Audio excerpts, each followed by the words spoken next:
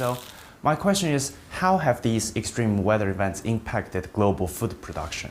Among all the sectors, climate change is expected to hit agriculture the hardest. For instance, following drought, agriculture absorbs up to 84% of the economic impacts.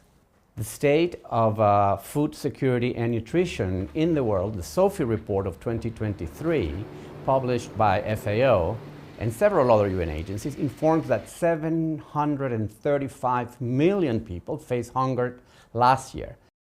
The climate crisis was the very key driver of this food insecurity. The impact of climate change are already affecting food security and are expected to continue to threaten crop production and livelihoods. They increase food prices and negatively affect nutrition, biodiversity, and labor productivity. Changing climate conditions also increase pressure on natural ecosystems and resources such as land and water, and contribute to soil erosion, deforestation, water scarcity, pollution, and overall land degradation, just to mention a few. Meanwhile, agriculture is a major source of greenhouse gas emissions. The agricultural sector, together with the forestry and land use change, is responsible for roughly 20% of anthropogenic greenhouse gases, GHG. So you see the importance. Agri-food systems must become more resilient to the current and future impacts of climate change, learning from good practices to promote transformative adaptation policies and plans of action. The Economist published an article recently saying that because of these extreme weather events, we may have to move some of the crop production to other places or bring more indoors.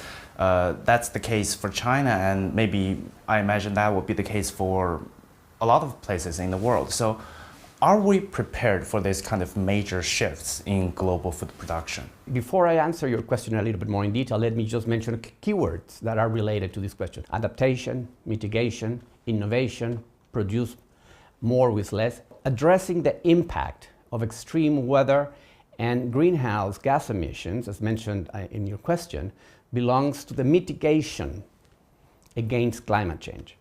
The changing of farming patterns, as you also were describing, refers to another dimension of climate change, which is responsible, we call it adaptation.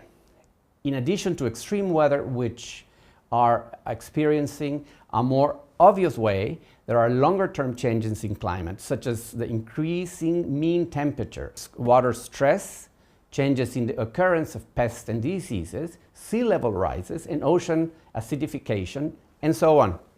These will all have impacts on the agricultural sectors and related value chains, livelihoods, and ecosystems. Research indicates that adaptation through changes in food production management, especially planting dates, cultivar choices, and irrigation, have an estimated potential to increase yields by 7 to 15%.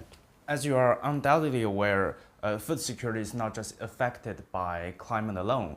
We have geopolitical conflicts, we have major power competitions. All of these could impact the global food production.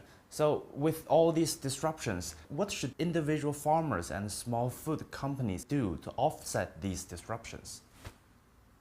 You're absolutely right. I mean, we can see it on our daily lives today, with everything happens, and everything in many cases happens at the same time. We are at the time of a cascading crisis, with hunger and climate crisis, and conflicts are prominent among them. Agri-food system already face the challenge of sustainability, provide sufficient, accessible, affordable, safe and nutritious food that contribute to healthy diets, as well as other raw materials, bioenergy, processed products and services to a growing urban and rural populations. As a result, our changes in achieving especially two SDG, the SDG 2, Zero Hunger, and SDG 13 on climate action, and many other SDGs are becoming more and more challenges with this cascade of crises. So we have to basically step up and get our act together and take actions that will accelerate the implementation of the 2030 Development Agenda right on time. And the communities that produce our foods, including farmers, fishers, forest-dependent people, and pastoralists, are hurt the most as the impact of this crisis intensifies at their level. Meanwhile, farmers are the primary custodians of knowledge about their environment, agro ecosystems, crops, livelihoods, and local climate patterns, for example. They adapt to climate change with smart agricultural practices. And all these initiatives should always be geared towards supporting local farmers' knowledge, requirements, and priorities. We need to transform our agri-food systems, an agri-food system that put people at the center. People including farmers, men, women, owners of individual farms, food production, companies, as you mentioned, people who hold the key driving to adapt and implement new practices, innovations and technologies for food security and sustainable production. Looking forward, China is expected to, together with FAO and other countries, consistently make joint efforts in ensuring food security and good nutrition in the context of the climate change and crisis. FAO is looking forward to seeing China play an increasingly important role in ensuring that world food security and continuing our journey with China in pursuit of the Sustainable Development Goals.